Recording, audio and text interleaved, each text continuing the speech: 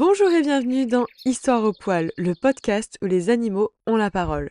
Je suis Alizéa, animatrice nature, et vu que vendredi c'est la journée internationale des animaux en laboratoire, je voulais te raconter une histoire un petit peu spéciale pour cette occasion.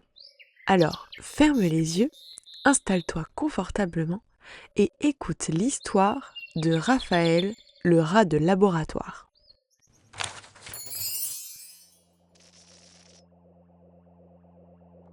Dans une pièce blanche, très blanche, vivait un petit rat nommé Raphaël.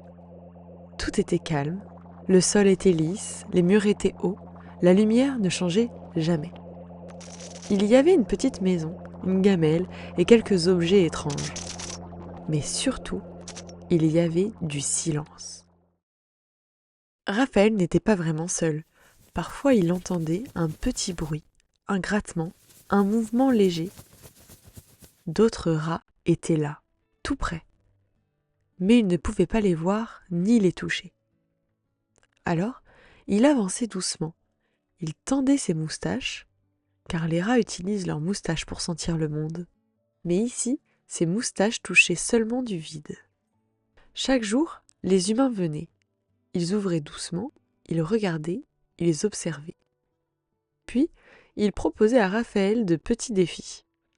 Un chemin à suivre, un levier à pousser, une lumière à choisir. Raphaël aimait ça. Il observait, testait et recommençait encore et encore. Les rats sont très intelligents, ils apprennent très vite. Les humains semblaient contents. Ils écrivaient, ils parlaient entre eux. Mais Raphaël ne comprenait pas leurs mots. Lui, il avait d'autres questions, des questions simples mais importantes. Pourquoi je suis ici ? Qu'est-ce qu'il y a derrière les murs ? Est-ce qu'il existe autre chose ? La nuit, il ne dormait pas vraiment. Il écoutait. Les rats sont surtout actifs quand tout est calme. Ils faisaient de petits sons très aigus, presque invisibles. Les rats communiquent avec des sons que les humains n'entendent pas. Peut-être que quelqu'un répondait, peut-être, mais ils ne pouvaient pas en être sûrs. Un jour, quelque chose changea. Ce n'était pas un bruit, ce n'était pas une lumière, c'était une sensation. Une odeur différente, un courant d'air, très léger, mais réel. Raphaël s'arrêta, il renifla. Ses moustaches frémirent. Alors, il fit ce qu'il savait faire de mieux. Il observa, il réfléchit, il testa.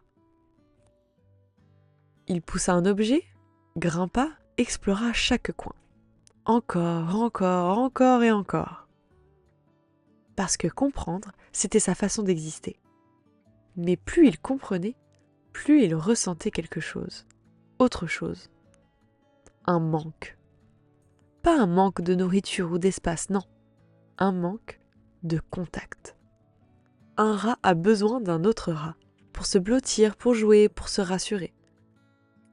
Et Raphaël ne connaissait que les murs. Un jour, une humaine arriva. Mais pas une humaine comme les autres. Elle ne regardait pas seulement ce qu'il faisait, elle le regardait lui. Elle resta un peu plus longtemps sans bouger, sans parler. Raphaël s'approcha, tout doucement. Ses moustaches tremblaient. Elle sentait les mouvements de l'air.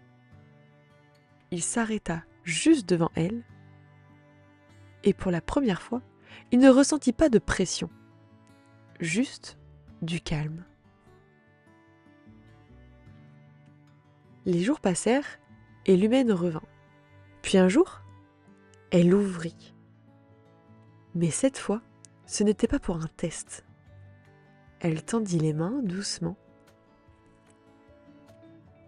Raphaël hésita, puis il s'approcha. Et pour la première fois de sa vie, il quitta la pièce blanche. L'air était différent, les odeurs étaient nombreuses, le sol n'était plus lisse. Tout était nouveau, tout était vivant. Puis il entendit un bruit familier. Il s'arrêta. Son cœur battait vite, très vite. Un autre rat. Raphaël s'approcha lentement. Leurs moustaches se touchèrent. C'est comme ça que les rats se découvrent entre eux.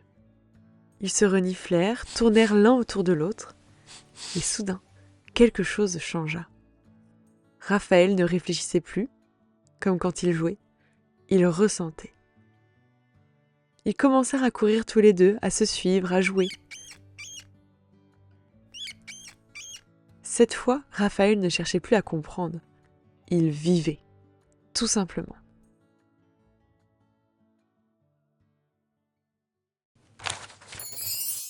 À travers son récit, Raphaël nous apprend que comprendre le monde, c'est important, mais ressentir, partager et ne plus être seul, ça, c'est essentiel.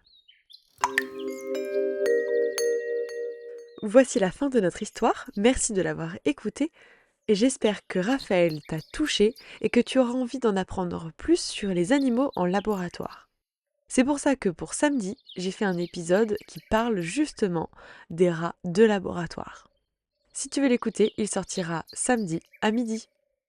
Je te rappelle que je fais un conte sur un animal tous les mercredis et son portrait le samedi, donc abonne-toi à mon podcast pour ne rien louper et active la cloche.